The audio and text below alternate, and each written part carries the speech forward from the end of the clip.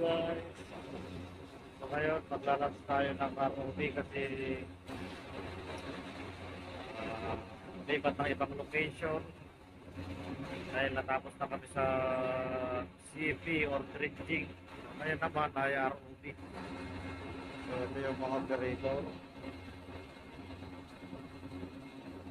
So means ng ROV is remotely operated vehicle. Yan ay pang underwater namin. Yan, si Jay, bata pa yan. Nasa may nag-aayos na ROV. And ito, bata pa rin yan. Mas bata yan. 23 years old lang.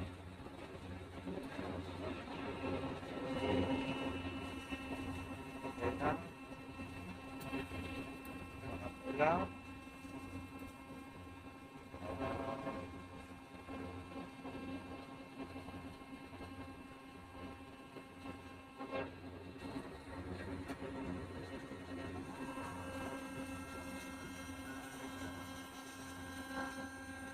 Punta tayo rin sa may tagiliran para makita natin.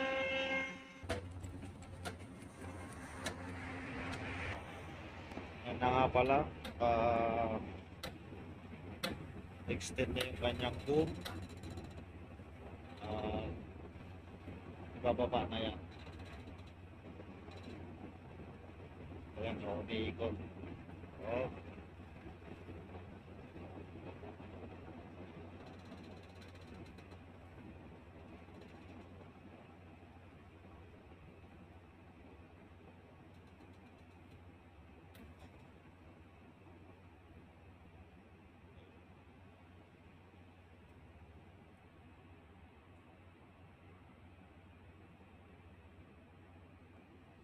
Yan na, bababa na. Yan.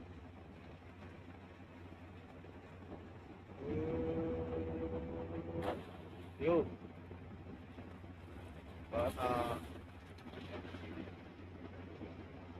So ang purpose kasi niyan na mag-underwater survey kami, yung dadaanan ng mga cable, kaya kailangang i-check kung mayroong mga deep yung bilaw.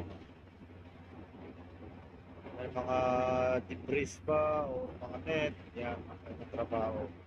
I-check niya sa ilalim ng dagat.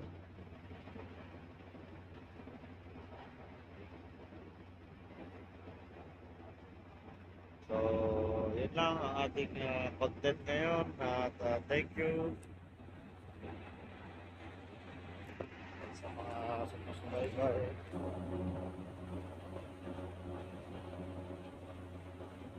Yun lang, thank you and God bless. Bye bye.